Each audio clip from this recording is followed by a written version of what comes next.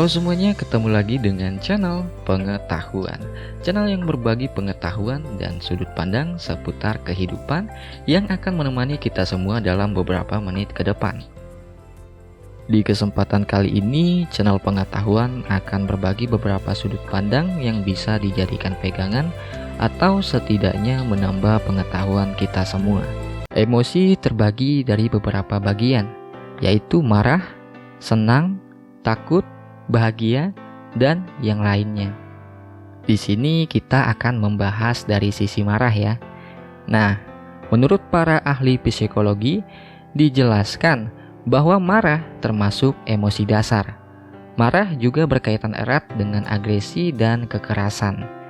Oleh karena itu, bila marah sudah mengarah ke agresi, maka akan bersifat menyalahkan, bahkan hingga ke tahap merusak. Marah yang tak terkendali akan merugikan diri sendiri dan lingkungan sekitarnya. Ahli filsafat Aristoteles pernah mengatakan, siapapun bisa marah. Marah itu mudah, tetapi marah pada orang yang tepat dengan kadar yang sesuai pada waktu yang tepat demi tujuan yang benar dengan cara yang baik tidaklah mudah. Marah sendiri memiliki dua tipe, marah implisit dan marah eksplisit. Marah implisit adalah bentuk marah pada diri sendiri yang bisa berakibat depresi dan timbulnya rasa benci. Sedangkan marah eksplisit adalah bentuk marah yang ditujukan pada orang lain atau perusakan benda-benda di sekitarnya. Marah implisit adalah perilaku marah yang diekspresikan dengan melukai secara psikis pada orang yang menjadi sasaran. Contohnya adalah ucapan yang menyinggung perasaan, menghina, merendahkan, menyepelekan, dan lain-lain. Sedangkan marah eksplisit melukai secara fisik. Ekspresinya adalah menampar, menjambak, menendang, memukul, dan lain-lain. Tetapi ada juga amarah yang terjadi begitu saja pada pribadi tertentu. Ada orang yang mudah marah, yang kita sebut pemarah. Orang seperti ini bisa marah-marah dalam berbagai situasi, di mana saja, kapan saja. Emosinya meledak-ledak tanpa peduli orang-orang sekitarnya.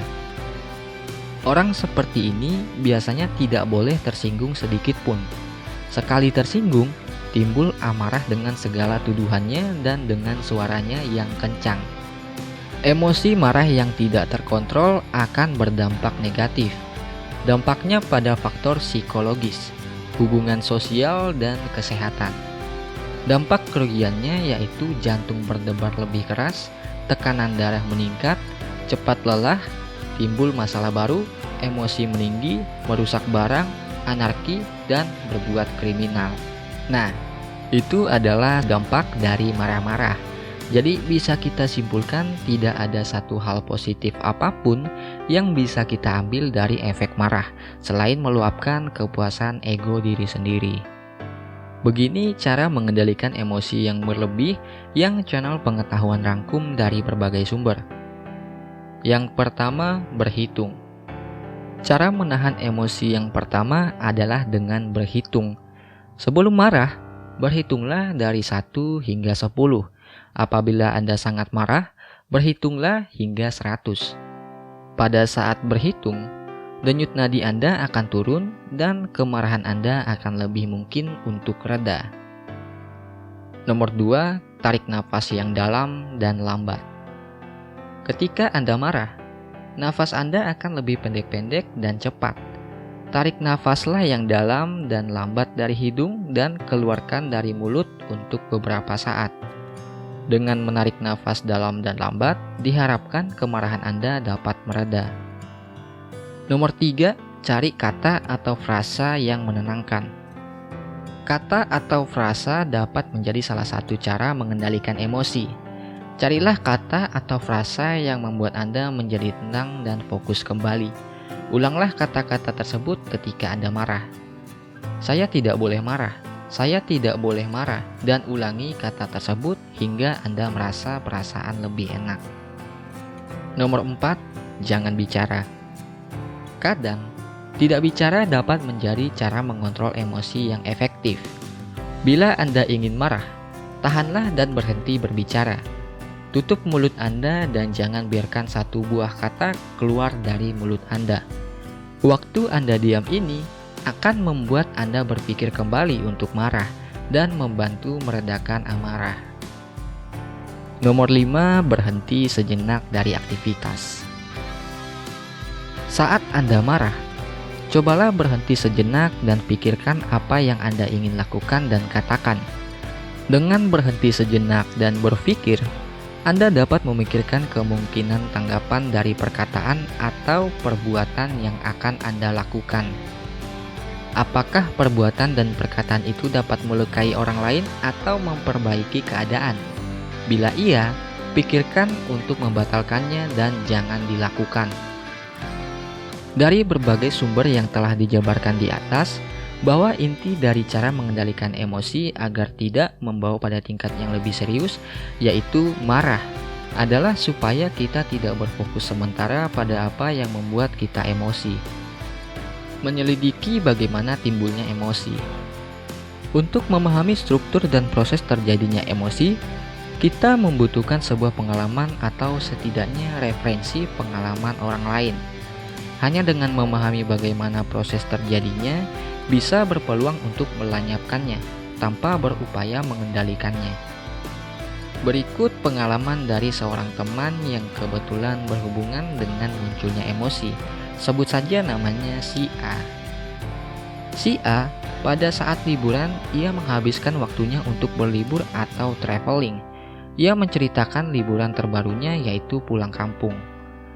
Si A naik pesawat jam 7 pagi dan jam 9 sudah tiba di kota tujuan. Dari bandara menuju tempat tujuan, si A memprediksi sekitar 2 jam si A sudah sampai di rumah orang tuanya pada jam 11 siang. Telat-telatnya jam 11.30. Tetapi yang terjadi, si A baru sampai di tempat tujuan pada jam 1.30 siang. Terus saya bertanya, bagaimana bisa seperti itu? Si A menceritakan bahwa angkutan umum yang ditumpanginya banyak menjemput penumpang dari berbagai tempat yang berbeda, sehingga menyebabkan makin lamanya perjalanan untuk mencapai tujuan. Si A menceritakan bagaimana dia saking jengkelnya dengan situasi itu dan berkata dalam hatinya, "Ini pertama dan terakhir kalinya saya naik angkutan umum yang jenis begini." Si A juga menceritakan bagaimana emosi itu menyesak isi dada, merasakan betapa tidak menyenangkannya perjalanan mudik kali ini. Rasa emosi si A timbul akibat tidak tercapainya sebuah tujuan atau ekspektasi lamanya waktu yang dibutuhkan untuk sampai tujuan.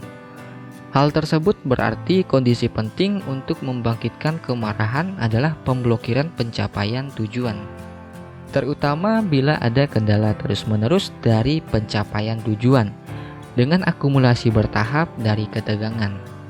Rasa marah tidak hanya timbul akibat tidak tercapainya suatu tujuan, namun bisa juga terjadi karena seseorang dihadapkan oleh sesuatu yang tidak ia harapkan atau ia benci dan kemudian timbul rasa jengkel hingga timbul rasa marah. Emosi merupakan respon kita atau sikap terhadap suatu peristiwa yang terjadi menjauh dari ekspektasi. Kesimpulannya yaitu jika ingin emosi tidak hadir di diri kita, jangan punya ekspektasi. Bagaimana menurut sahabat pengetahuan? Pilihannya ada pada teman-teman semua. Jadi itulah akhir dari video kali ini. Jika teman-teman punya sudut pandang lain, silahkan tinggalkan di kolom komentar di bawah. Dan jika merasa mempelajari sesuatu yang baru dari video ini, jangan lupa like, share, dan subscribe channel ini. Dan semoga kita berjumpa lagi di video berikutnya. Akhir kata, semangat dan terima kasih.